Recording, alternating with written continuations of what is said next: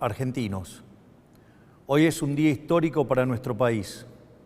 Después de décadas de fracasos, empobrecimiento, decadencia y anomia, hoy comenzamos formalmente el camino de la reconstrucción. Desde que asumimos hace tan solo 8 días hábiles, hemos estado enfocados en intentar contener la enorme crisis que heredamos. Para eso, diseñamos un plan de estabilización de shock que comprende un programa de ajuste fiscal, una política cambiaria que sinceró el tipo de cambio al valor de mercado y una política monetaria que incluye el saneamiento del Banco Central. Estamos haciendo nuestro máximo esfuerzo para intentar disminuir los efectos trágicos de lo que puede ser la peor crisis de nuestra historia, producto de décadas de gobiernos que han insistido con recetas fracasadas. Porque, como dijimos durante todos estos meses, el problema no es el chef, sino la receta. Esas ideas que fracasaron en la Argentina son las mismas ideas que han fracasado a lo largo y a lo ancho del planeta. Porque allí, donde se intentaron, han sido un fracaso en lo económico, han sido un fracaso en lo social, han sido un fracaso en lo cultural y encima le han costado la vida a millones de seres humanos. Esa doctrina, que algunos podrían llamar izquierda, socialismo, fascismo, comunismo, y que a nosotros nos gusta catalogar como colectivismo, es una forma de pensamiento que diluye al individuo en favor del poder del Estado. Es el fundamento básico del modelo de la casta. Es una doctrina de pensamiento que parte de la premisa de que la razón de Estado es más importante que los individuos que componen la nación, que el individuo solo es reconocido si se somete al Estado y que, por lo tanto, los ciudadanos le debemos pleitesía a sus representantes, la casta política. Es decir, que los individuos no son sino un medio para los fines del Estado. Es una forma de ver el mundo que consiste en la creencia de que un grupo de hombres, los políticos, son superiores al resto de los individuos y que por lo tanto deben ser ellos quienes rijan los destinos de sus compatriotas.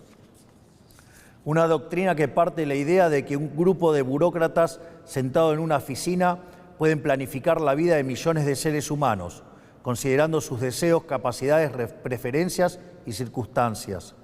Es una doctrina que considera que los políticos, en consecuencia, son omnipresentes, omniscientes y omnipotentes. Es decir, que en esencia es una doctrina que considera que los políticos son Dios. Pues bien, nosotros hemos venido a decirles que los políticos no solo no son Dios, sino que son la causa de nuestros problemas. Son la causa de nuestros problemas porque durante décadas han defendido estas ideas empobrecedoras de las que hablamos mientras ellos se hacían cada vez más ricos. Porque es la implementación inclemente de estas ideas por más de 100 años lo que nos llevó poco a poco, peldaño por peldaño, al infierno económico que vivimos hoy.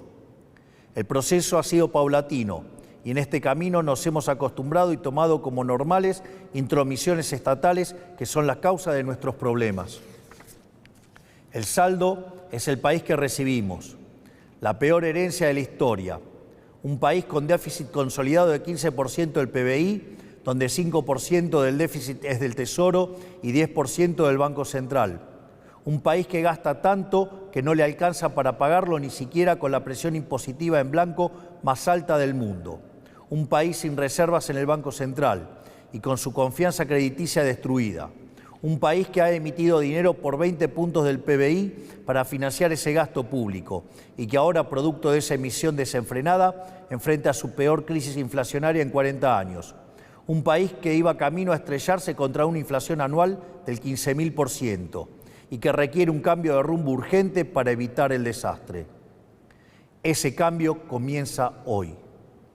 Un aspecto central del fracaso de los últimos 100 años es la injerencia del Estado que ha tenido en la vida de los ciudadanos, de esa creencia de que los políticos son seres superiores que deben regir los destinos de cada uno de nosotros, se desprende un andamiaje institucional que hace que nadie pueda trabajar, comerciar, circular o educarse sin el permiso de ellos. Mientras que en una sociedad libre todo está permitido, salvo lo que está prohibido, en una sociedad colectivista como la Argentina, todo está prohibido, salvo lo que está permitido por los políticos. En clara oposición al espíritu de nuestra Constitución liberal, que pretendía restringir el poder arbitrario del Estado en defensa de la vida, la libertad y la propiedad de los individuos. Durante los últimos 100 años, los políticos se han ocupado de expandir el poder del Estado en detrimento de los argentinos de bien. Esta expansión del Estado ha venido acompañado de la mayor destrucción de riqueza de un país en lo que se tenga registro. Nuestro país, que a principios del siglo XX era la primer potencia mundial, a lo largo de los últimos 100 años se ha visto enfrascado en un ciclo interminable de crisis que todas tienen en sus orígenes la misma causa: el déficit fiscal. De hecho, de los últimos 123 años, en 113 de ellos hemos tenido déficit fiscal, y de las 22 crisis que los argentinos sufrimos en nuestra historia, 20 han tenido origen fiscal. Pero como la clase política no ha querido atacar nunca la causa de nuestros problemas, han recurrido sistemáticamente a la deuda, la emisión monetaria o la suba de impuestos para paliar este déficit. La consecuencia de esas decisiones es que la Argentina es el máximo defaulteador serial del mundo. Le hemos quitado 13-0 a la moneda, hemos destruido 5 signos monetarios, hemos tenido 2 hiperinflaciones sin guerras y tenemos la presión impositiva en blanco más alta del mundo. Lo que debe entenderse es que el problema es el déficit y que las soluciones a las que los políticos recurren, lejos de arreglar el problema, lo empeoran. La utilización de la deuda como mecanismo continuo de financiamiento del déficit y el inevitable default, lo que produce es el incremento del riesgo país, la suba de la tasa de interés, la caída de la inversión y finalmente salarios reales miserables. La emisión monetaria, como haya sido demostrado teórica y empíricamente, es la única causa de la inflación, que es un impuesto regresivo encubierto que entorpece la señal de precios, destruye la inversión y el poder adquisitivo de los argentinos. El aumento indiscriminado y continuo de impuestos atenta contra el derecho de propiedad de los argentinos, contra el ahorro, la inversión y en consecuencia genera también salarios reales miserables. Para solucionar los problemas que causan los distintos mecanismos con que los políticos intentan financiar el déficit, en vez de afrontar la causa, que es el déficit fiscal, los políticos introducen regulaciones, controles de precios, cepos, trabas burocráticas y normativas que violan la libertad y el derecho de propiedad de los argentinos, entorpecen el cálculo económico y destruyen la generación de riqueza. En consecuencia, el Estado en su conjunto se ha vuelto una máquina de impedir el comercio, el trabajo, la producción, el ahorro, la inversión, la generación de riqueza, el crecimiento económico y fundamentalmente la libertad. La de ello es que Argentina es un país donde el 50% de la población está por debajo de la línea de la pobreza.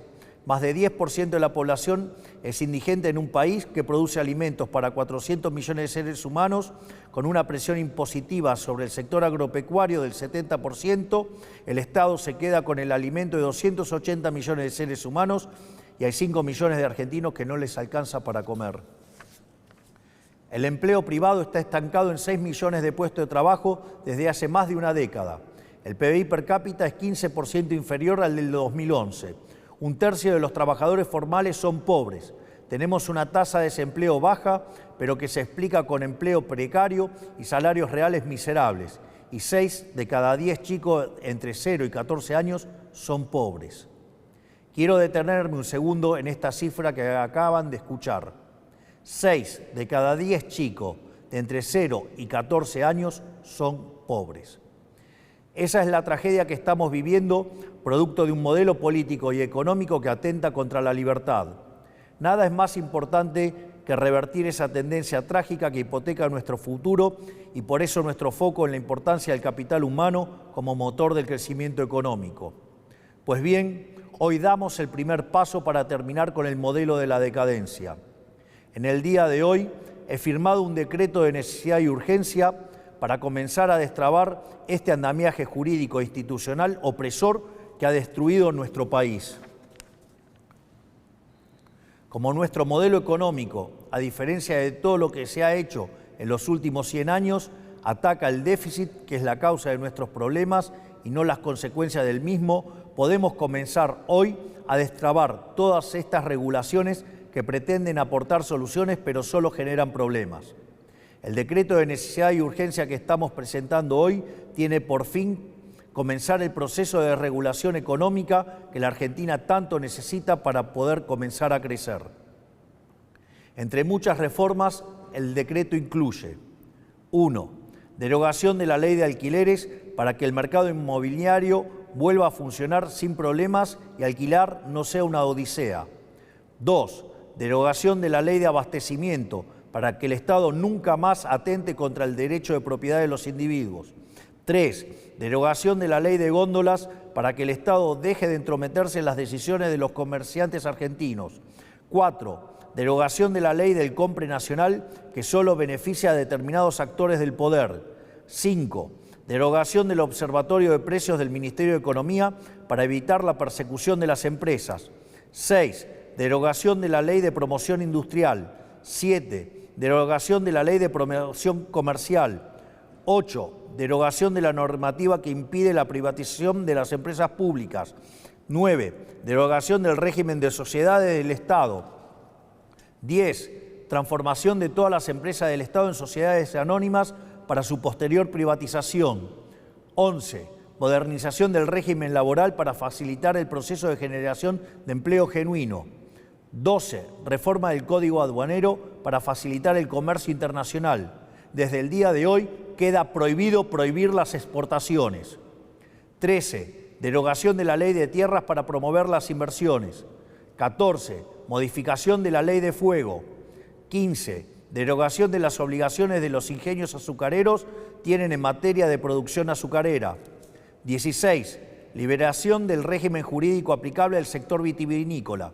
17. Derogación del Sistema Nacional de Comercio Minero y el Banco de Información Minera. 18. Autorización para la cesión del paquete accionario total o parcial de Aerolíneas Argentinas. 19.